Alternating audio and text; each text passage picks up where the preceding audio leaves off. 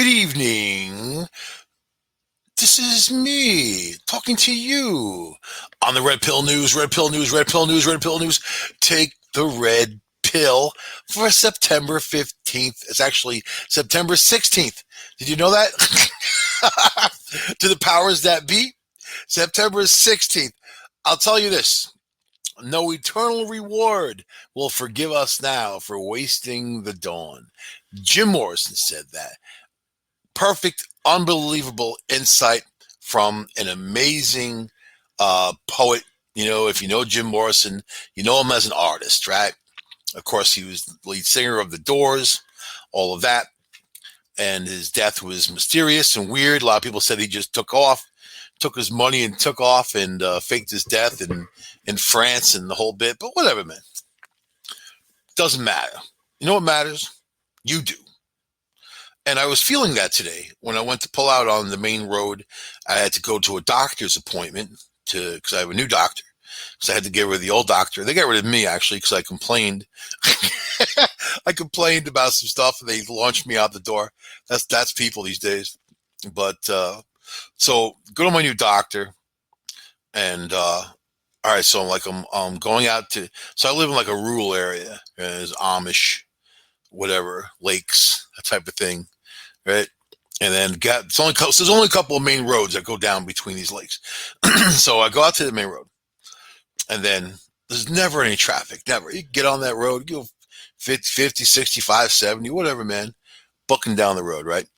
And there was like car after car after car going really slow. I'm like, what the hell is this, man? Everybody's got their blinkers on. I'm like, it's probably some funeral, you know? And I'll tell you about dead people. They're not in a hurry to get anywhere, you know? And if you are in a hurry to get somewhere and there's somebody in front of you who's dead, then you're not going to get where you need to get on time. I left fully 40 minutes early because I was going to make a stop and go to a store and whatever before my appointment, you know, and got into this flow of traffic. Then it stopped at some point, and we sat there. 10 minutes went by. I was like, I can't do it, man. I looked on my map, you know, took out the phone, got the map, whatever, turned around, went back to one of the main roads, which is way the hell back, to get over to another road. And I'm cursing the entire time of this dead dude. Like, how dare you, you know? How dare you? You know, I mean, the people in that following along, right? They should have got a bus. They should have done something, or meet there separately, or to tie up traffic like that. And you know, this is like one of the only roads that go north and south there. So it was ambulances, fire trucks, tractor trailers trying to get somewhere. And here's this thing. So yeah, that was like the start of the day for me. And I don't like waiting in line. I have a huge problem with that.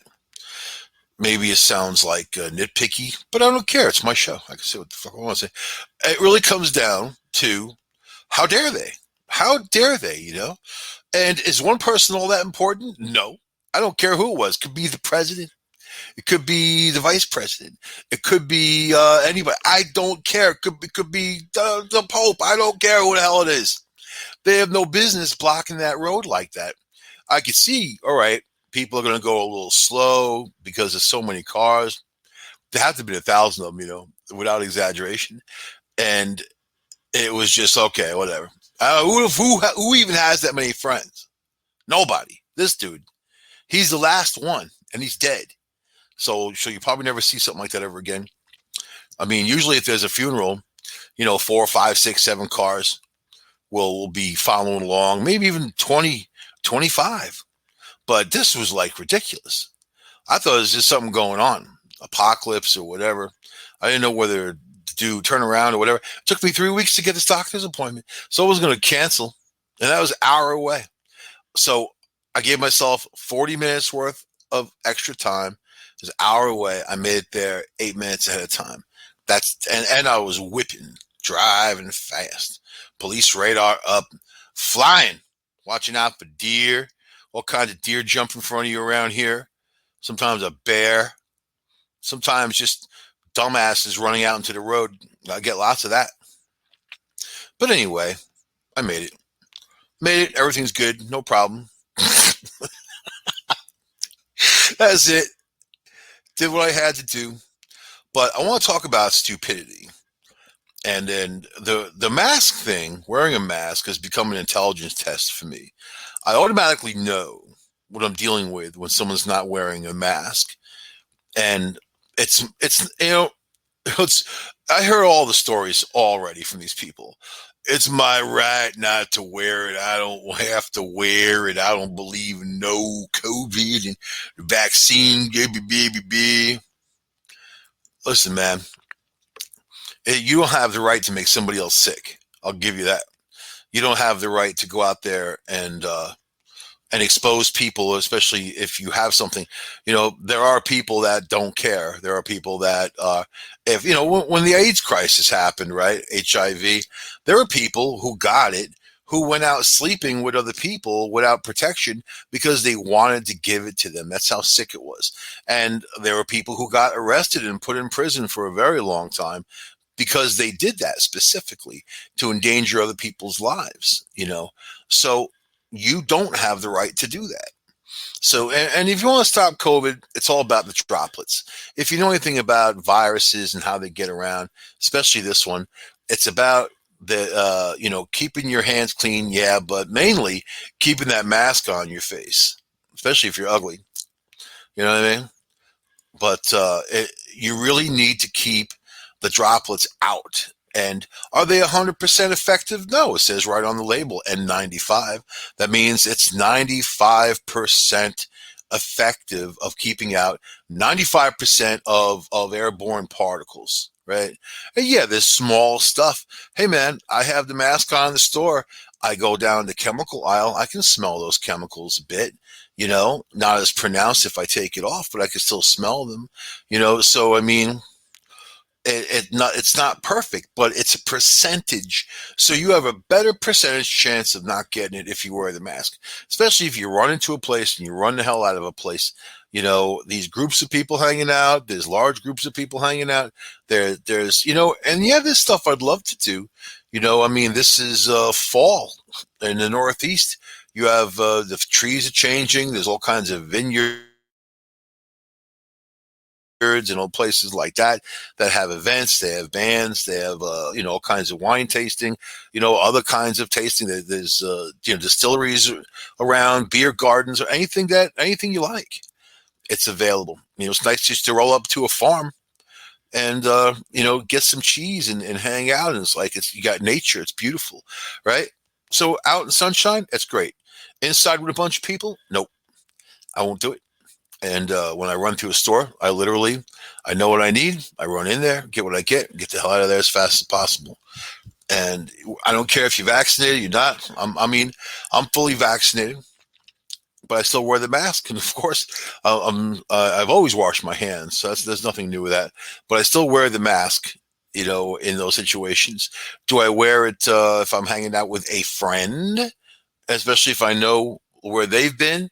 No, I don't have to worry about that as much, especially if they're vaccinated, I'm vaccinated, but you still say people can carry it. There are people who wear the mask through their hands, got vaccinated, stayed away from everybody, and then the one person will go to a meeting at work or something or doing something for an hour, and then bang, they get exposed. And all of a sudden, there they are, getting sick with the vaccine. Now you have the Lambda virus, which is exploding. You got the Mu. So all these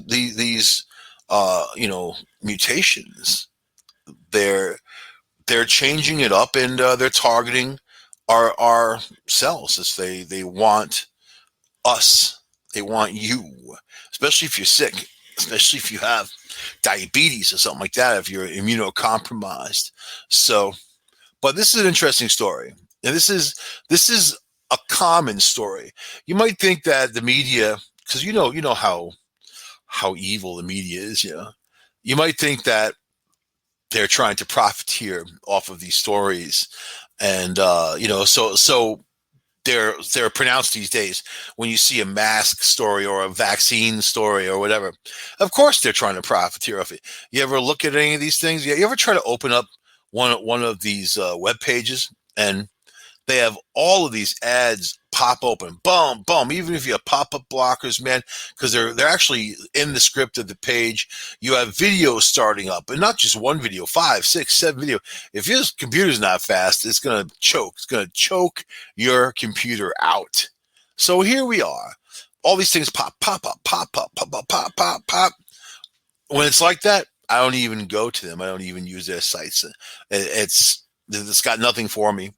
You know, if I can't read an article without having videos pop up in my face, or an ad on the side shaking back and forth to grab my attention, it's just nothing but a distraction. And it takes away for the reason why I'm on that page, which is for the article. So back in the day, newspapers, they didn't do that. There's an ad, it doesn't move around unless you're moving the paper around, something like that. So yeah, I'm getting nostalgic. All right. A bank manager at Wells Fargo in California was beaten after his shift ended by a client who refused to wear a face mask. Okay. The unnamed man, who is described as being in his mid-40s and bald, walked into the Grover Beach Bank on September 3rd and responded aggressively after being told to put on a mask. So why is he unnamed? And they're doing that a lot these days. It's not like they don't have the information. They do. But if you notice, these criminals, they will not put their names out there anymore because it's another PC move, politically correct. And remind me to talk about the Comedy Channel and what's going on there. All right.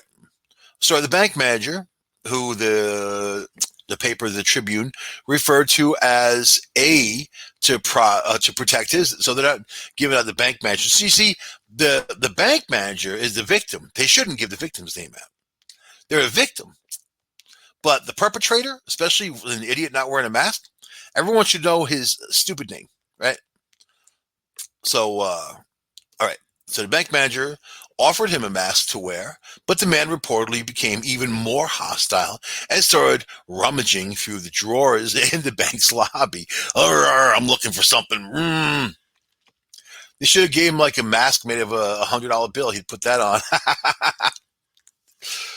When the bank manager, who is Hispanic, I'm not sure why that matters, threatened to call the police, the local media outlet reported that he was then called a racist slur by the unmasked man. There you go.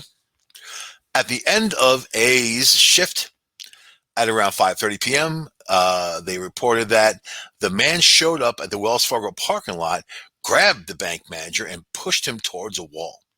I'm starting to gather myself a bit, and I realize I'm under attack, bank manager recalled.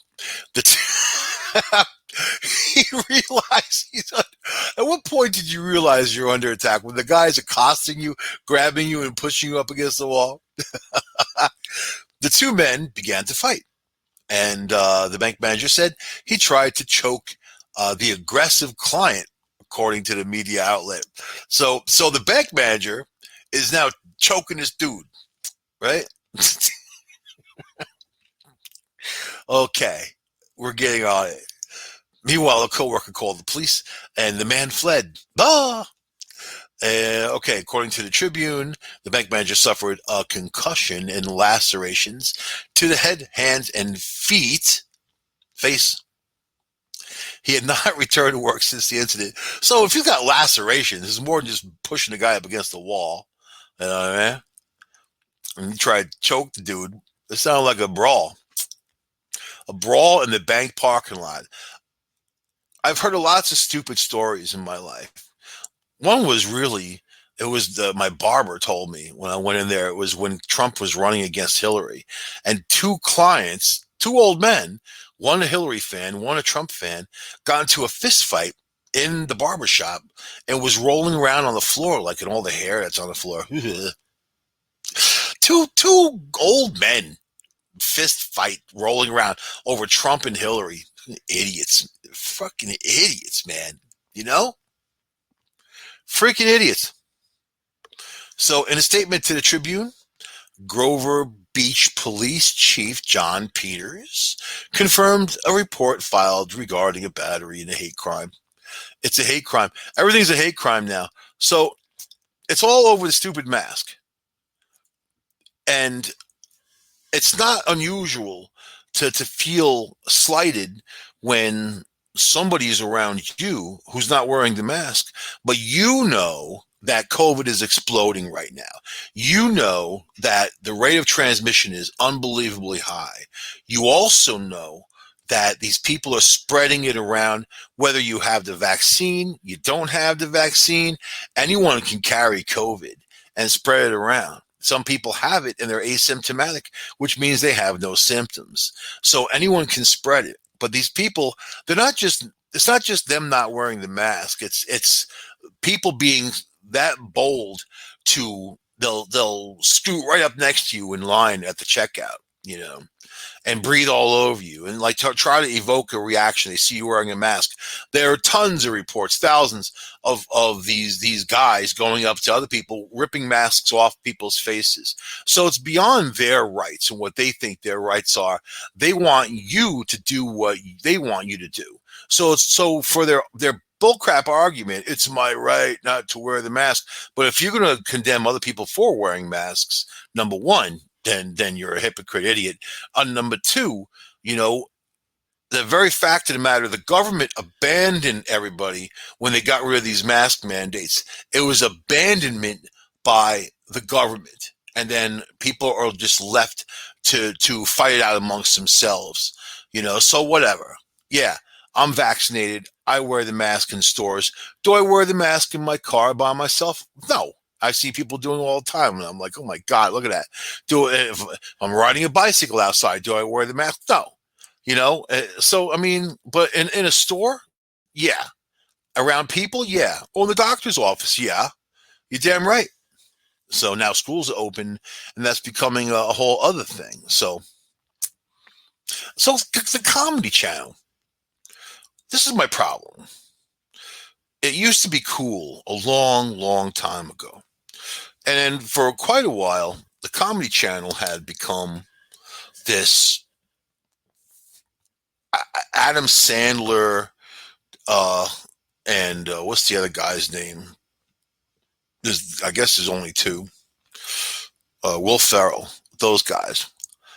Will Ferrell, he's all right. He gets on my nerves. After you've seen him in one movie, you don't need to see him in another movie. The same thing for Adam Sandler, same thing for Jim Carrey, people like that, right? They only have one personality. They only have one thing that they do. Don't tell me they're great actors because they're not. They couldn't act their way out of a paper bag. They're just funny people who got put in movies, you know, by these production companies, right? And it's just they sign a contract. It's done. They milk them for everything. They're basically ads. They're ads. They sell Pepsi. They sell Coke. They sell Jell-O pudding. Whatever the hell they sell. You know what I mean? Doesn't matter what kind of people they're. So Will Ferrell, he's fine. He's all right. Do I think he's the funniest guy in the world? Absolutely not. He doesn't really make me laugh. There's a couple of movies that I can watch him in, and you know, at this point, probably not even because you know what it is. If I see something too much, I reject it, and then that's the Comedy Channel for Adam Sandler movies. In fact, there should be a 20-year moratorium on Adam Sandler movies. Period. Just get him out of there. If people want to pay for the movie themselves or look it up on the side or watch it online or get the DVD, fine. But don't put it on broadcast TV anymore because just people aren't really into it, you know. He's a B actor to begin with, and he got into this A actor type of thing. I don't know how. Don't really know how. He just is there. But fine. That was going on for a while. Then they had Trevor Noah. You know, before Trevor Noah, there was the Daily Show had Jon Stewart, right? Who was good. He was great in the Daily Show. You know, I mean, he fairly balanced, but great for the Daily Show. Funny guy, you know. And they had great segments or whatever, right? He left, and they put Trevor Noah in there, right? This dude, he really plays up the fact he's from South Africa and whatever. He doesn't give any money to South Africa, by the way. I investigated it. You know, they said that he supported a cause. He hasn't given $1, right? The only money he's given was money that his agent put forth for like different charities that they all give to because they have to for their tax shelter, you know. So it's not like he's doing it out of the goodness of his heart. It's more of a money thing. So, and they all do it, every last one of them, right? But I'm thinking this guy, if you're a successful dude from South Africa, you make the big bucks, you'd want to support your community where you came from. You want to support, the arts in that type of place because it's a very challenged place. South Africa, it's got a lot of problems, man. But nothing. You know what he did? So he's going out with Minka Kelly, right? Or he's going to marry her or something. She's older than he is, and you have another situation of cuckdom where, just like the prince and his Malibu Barbie princess, and you see a lot. In fact, you see a lot of it. A lot of these younger guys end up with women who are 6, 7, 8 years old or whatever it is, and then women take on like a motherly role, and they wrap these guys around their fingers. They emotionally control them. So he bought this woman a mansion in Malibu for like $27.5 million. Trevor Noah. And I'm thinking, like, where's Trevor Noah get $27.5 million from to buy this mansion, right? And he's made about 50 million from this, that, and but he's still, you got to pay agents and managers. And by the time you're done paying everybody, there's not too much left over. But then, of course, they buy these mansions and, they pay monthly on these things. A lot of these guys don't even own these places. They rent them. And then when their careers are over, they go out in misery with nothing, not even a buck. I mean, how many famous people have we seen gone to the wayside? But lots, where they were on top and now they're gone. So that's the business, and that's what it does. And that's people too. So anyway, I just find it interesting that he has this big, huge mansion. That's not his only place too. He's got a place in New York City and whatever. He owns a few places. That's great. But you can't be an advocate for the poor and not do anything for them, especially when you're so wealthy. Two people living in this giant $27.5 million mansion. I just think it's disgusting, actually. But a fool and his money can do whatever they want to do together, and I just think that on the Comedy Channel, he came off as such a hater and a racist. Like if I was watching The Office on the Comedy Channel, right? The one thing that turns me off the most on the Comedy Channel is their commercials, the nonstop drug ads. Non-stop drug ads. They've got a drug for every ailment. They got a drug even if you don't have an ailment. You're not feeling bad yet, so take this pill. You know what I mean? Like seriously, stuff like that, just nonstop. So, and also irritable bowel syndrome and whatever. I'm trying to eat my sandwich, man. Watch The Office. I don't want to hear about someone can't make it to the bathroom. You know what I mean? And think about the ramifications of that. Yo, that's not meatball parmesan sub material. I'm sorry. It's just not. So anyway, this is the Comedy Channel, the degeneration of the Comedy Channel. Then they took Trevor Noah off the air because over 100,000 complaints came in within a short amount of time saying he was a racist. People hated him. That people were saying, I don't even like Trump, but I can't stand this guy, Trevor Noah. He's got to go. So for some reason, it's okay for people to be racist against white people. And I'm here to tell you it's not okay. It's not okay for you to be racist against anyone. It's not okay for you to hate anyone. You know what I mean? Individual that's harmed you and done you wrong or whatever. I don't care. Even that person's black or white or Chinese or Asian, whatever, man. You don't have a reason to condemn an entire race of people. So you really have no reason. It's people that really hate themselves that end up hating everything else, And that's why I see Trevor Noah. He's got a lot of problems that just from observing his actions, I could say, right? But so they took him off the air for the whole summer, and now they revamped the show, and they made it very clear it's totally different now, and different this and different that and different. Well, it's not. It's still the same Trevor Noah. And he's going to still try to tap that hating audience that he had. Then they put this other guy on. I've never even seen the show. I watched the commercials, and in fact, I talked about him like 2 weeks ago. I watched the commercial. He calls himself the God or Charlemagne the God or whatever. The commercials are all these black people basically talking him up. And I'm like, is it a black show? Is it for everybody? What are they trying to say? Then they had like another commercial that had like two white guys in there, and they basically, well, what's TV at nighttime? The one guy's like, bunch of white guys, and this other guy, like some crackhead, starts laughing.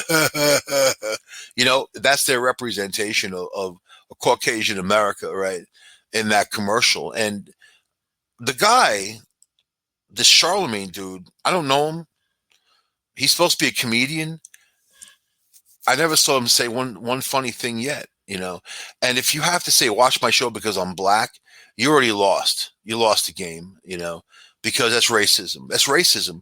To push this guy's color to make people watch a show and try to PC correct them into watching a show because he's black, it's ridiculous. So who's the producer is that Stephen Colbert is the producer, which doesn't shock me because he's definitely the white guy who's going to play the race card for the black guy to make people watch a show. How about people watch a show because it's funny and you're talented and they want to watch the show? My favorite comedians are all black, and I don't even look at them like that. Dave Chappelle, come on, man, the guy's a genius. Chris Rock. Like he's slipping it a little bit these days because he's getting older. I think that fire is going out, but I still love the guy, and I grew up watching black shows, Good Times and whatever, what's happening with that dude rerun dancing, man. You know what? I didn't look at people like they're black. It was entertaining. I wasn't thinking I'm watching the show because they're black and I'm supporting the black community by doing it. Come on, man. You've already lost if you have to do that.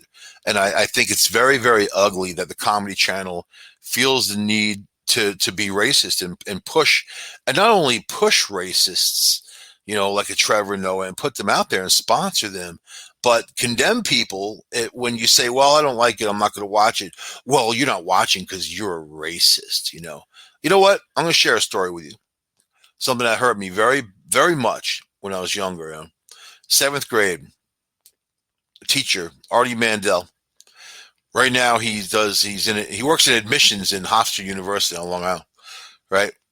So he was my teacher, and they were organizing a class trip into the city. We do like Broadway shows and stuff like that.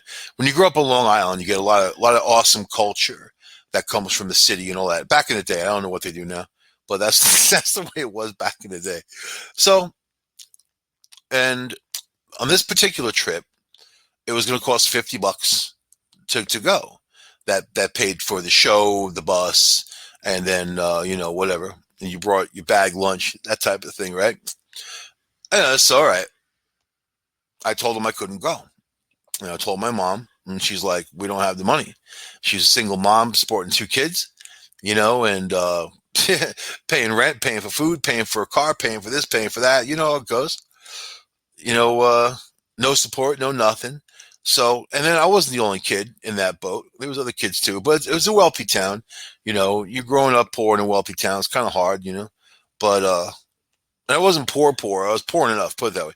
Poor enough not to have, poor enough not to be enjoying the things that other people enjoy when they have money. The true essence of freedom is having enough money, to make those choices. If you don't have enough money, you're just staying where you are.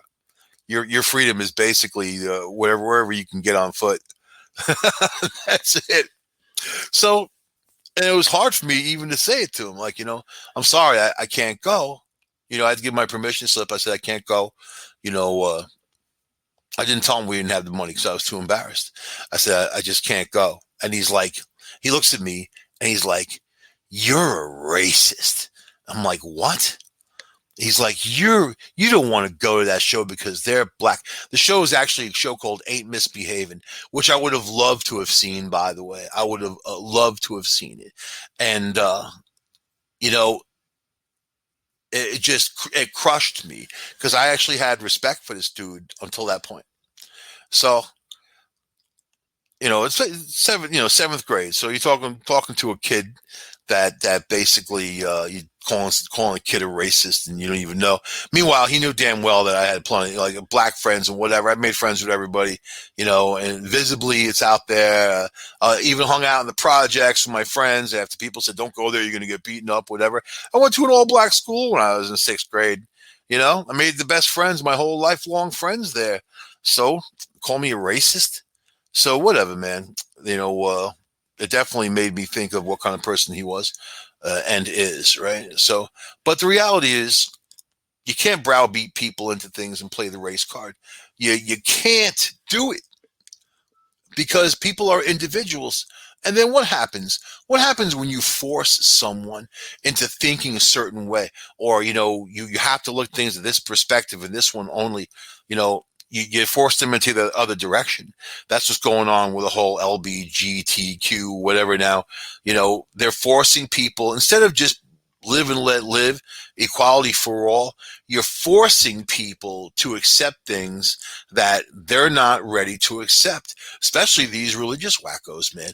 They don't get down with any of that, and a lot of them are closeted themselves.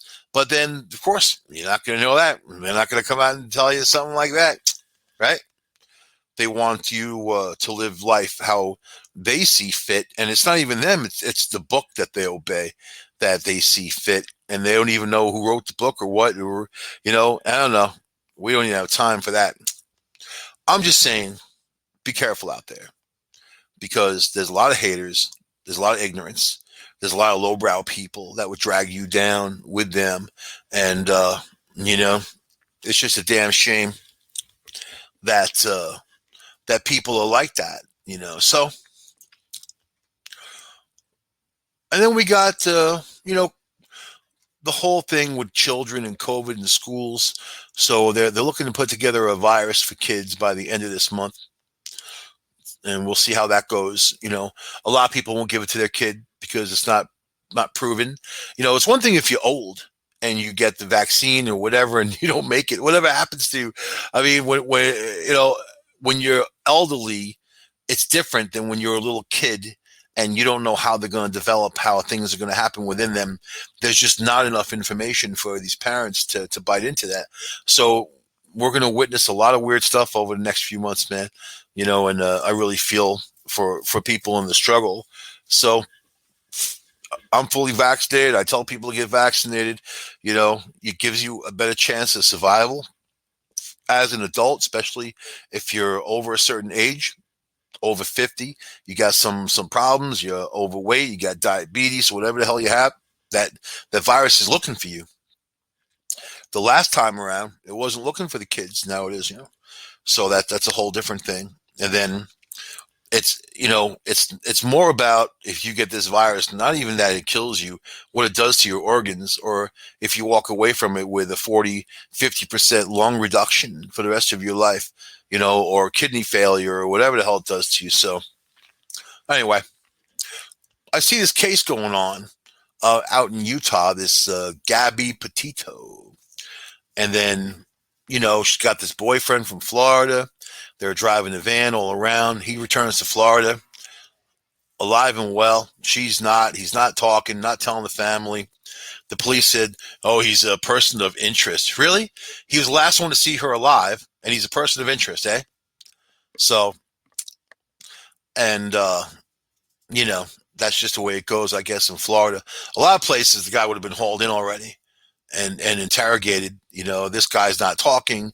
He's not sharing any info. His parents aren't talking. So, and then now they're saying, there was a lesbian couple killed in Utah just around the same time. It turns out it was the day before they were killed. This guy had a fight with this girl, Gabby. And then the following day, that's when that other couple was killed, and they're all in the same area. So, but and his name is Brian Laundrie. They didn't even want to put that name out,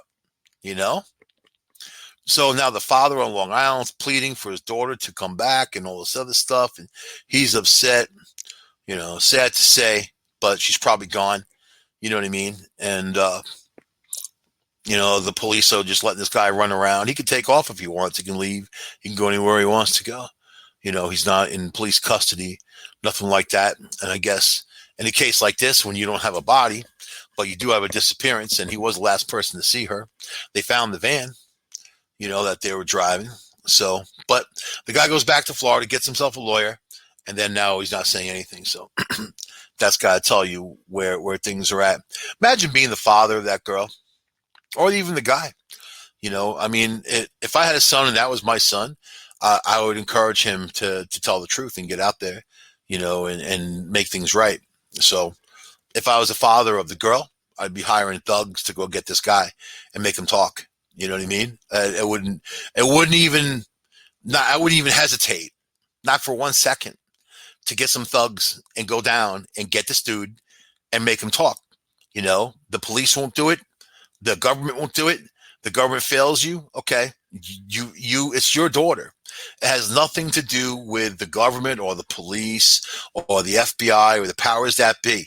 It has to do with you and your daughter. And the only thing between you and your daughter is this guy.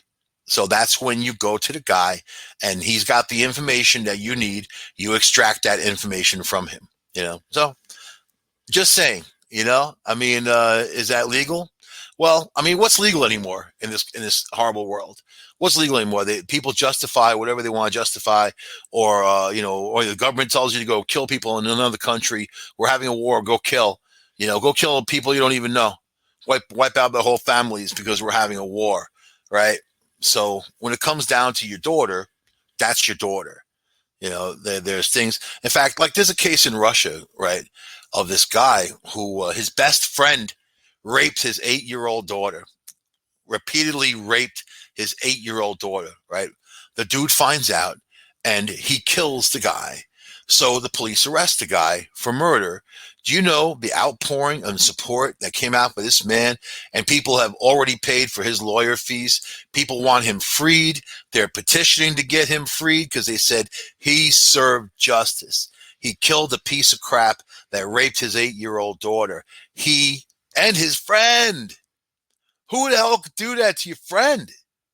You're supposed to protect your friends and love your friends and be there for them. So my sister calls me a hopeless romantic.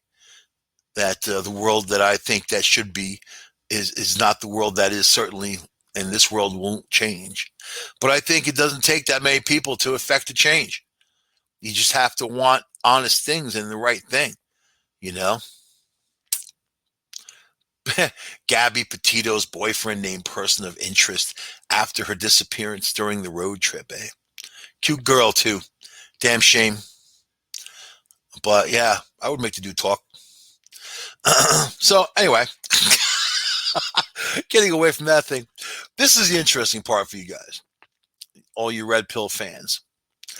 Why women, including feminists, are still attracted to benevolently sexist men. And this is the trigger.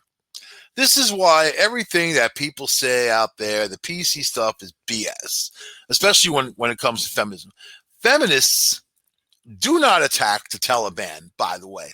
The Taliban oppress women, they kill them, they execute women in public.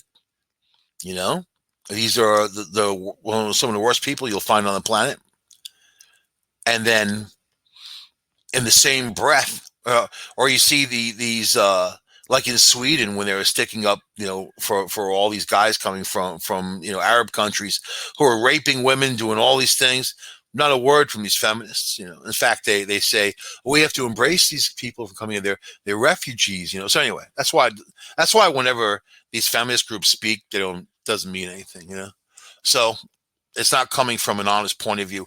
Judge Judy, when they approached her, they were going to give her this award. And how about speaking out as a female judge, a successful female judge? She's like, no, I won't do it.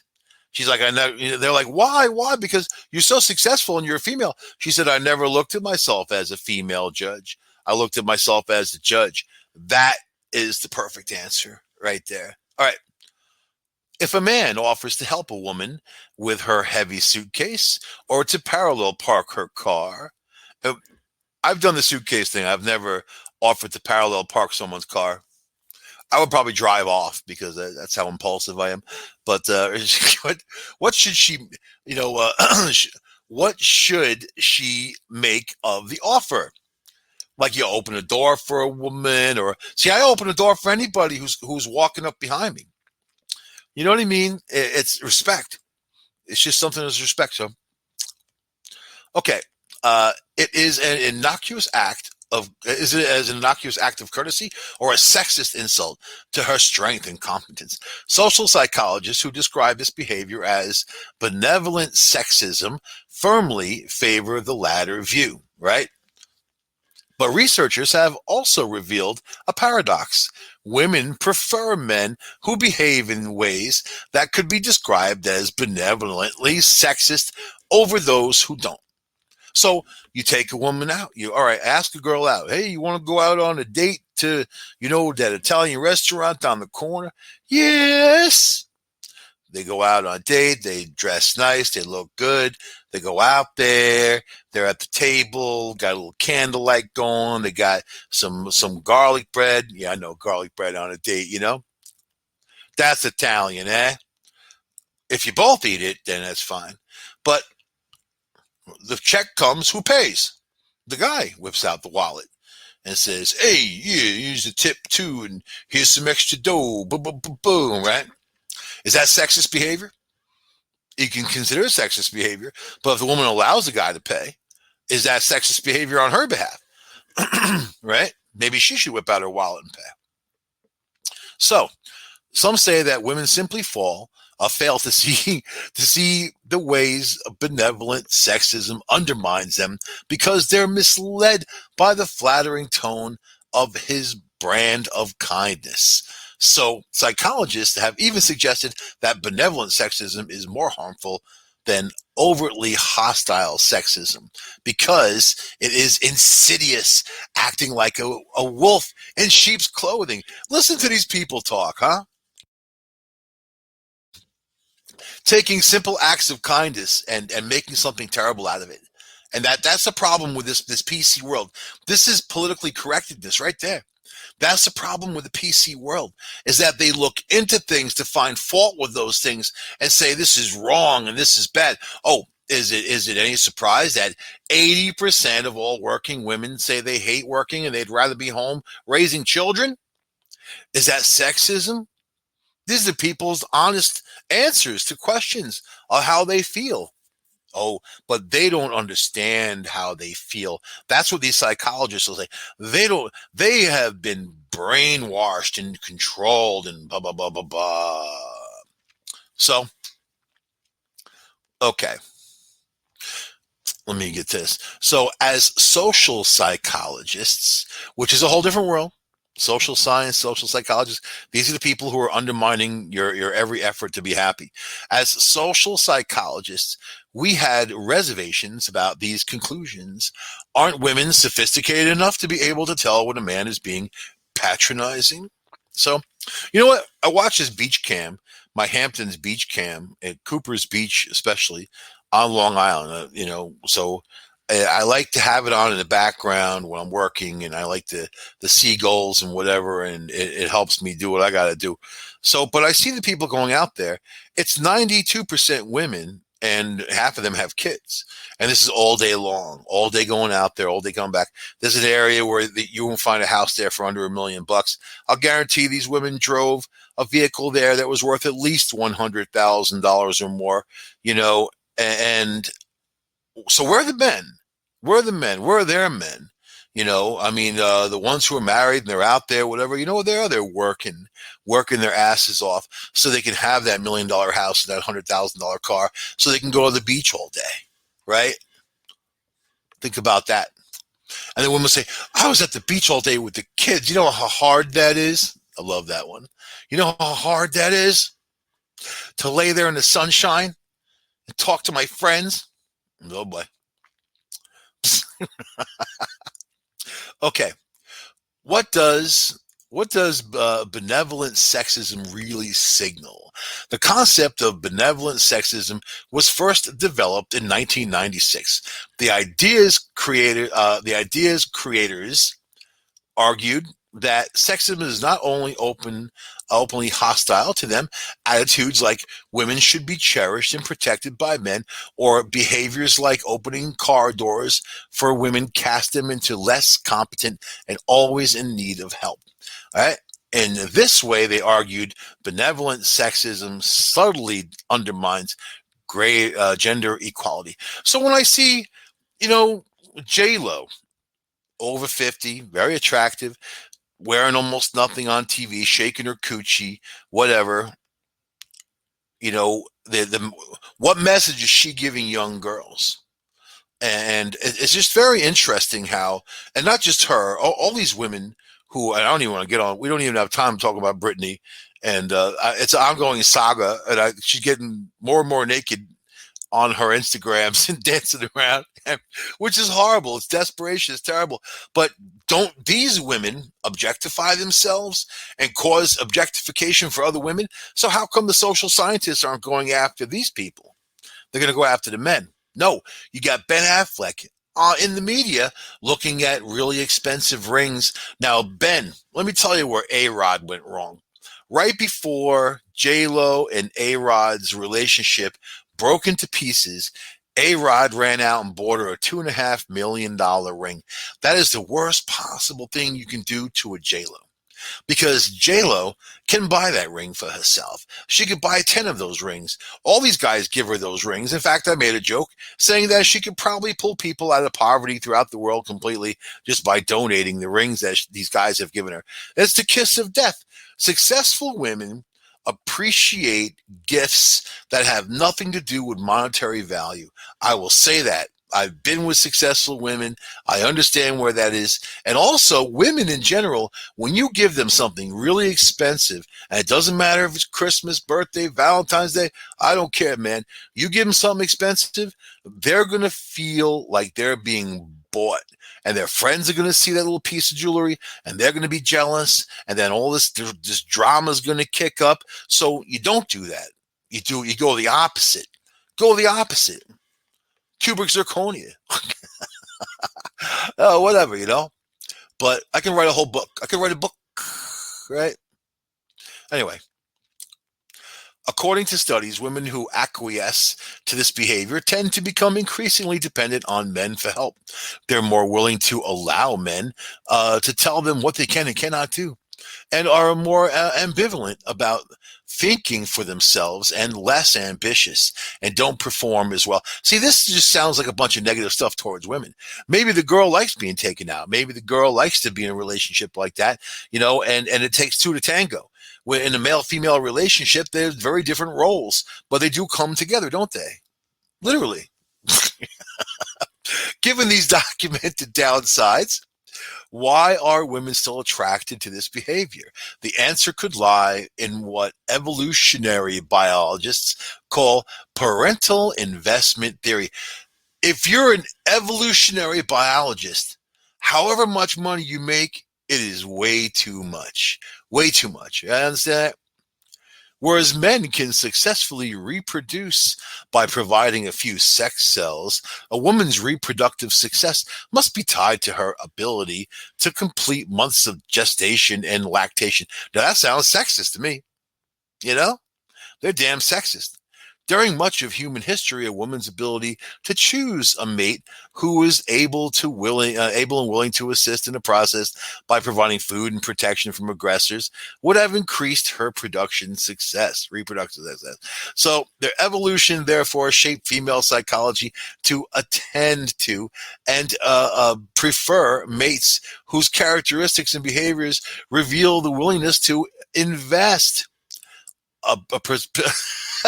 A prospective mate's muscular physique and today his big wallet certainly indicate that he possesses this ability, but opening a car door or offering his coat are signs that he may have a desired position. So maybe there's signs that the guy wants to just be kind and loving to the person that he loves. And the problem between men and women, men love women. Women love what men can do for them. And there's a thing called hypergamy. Hypergamy is monkey branching up to a higher level, being with a guy, you're a female with a dude, and then here comes another guy who's got more money, better looks, nicer stuff, and they monkey branch up to him. You see it all the time. It happens in your favorite sitcoms, and you don't even realize it. I bet you it happened in The Office. Did you even know? Like the secretary, that Pam, and then she was with the dude in the warehouse, then she monkey branched up to the other dude and whatever, and then she's the one causing all this office gossip and the drama and whatever, and she's just a real hater saying terrible things about people. That's an atypical situation right there. So, I don't think there's anything wrong with someone running the house. I mean, and a stay-at-home mom certainly is a job and a half, but so is going out and working every day is a job and a half and bringing home that kind of money, and making the right decisions. So, I'll say it like this: be kind. That's all. Just be kind. Be kind to the people around you. Be kind to the people that you love. And if you love them, you will be kind, right? So it's just interesting how we don't even have enough time. I can do another hour very easily, but I got to end the show. But just watch Ben Affleck and do the opposite of what he does. His relationship will be over with J-Lo in a month or so, and then he'll be another $4 or $5 million in the hole from jewelry. And the guy should just come find me, Ben Affleck. You gonna spend $5 million on J-Lo? Come find me. Give me half the money. I'll kick you in the nuts, and we'll be even. So this is me on the Red Pill News. Take the red pill. Take the red pill. Take the red pill. I'll see you guys next week on this here show on United Public Radio Network. Bye.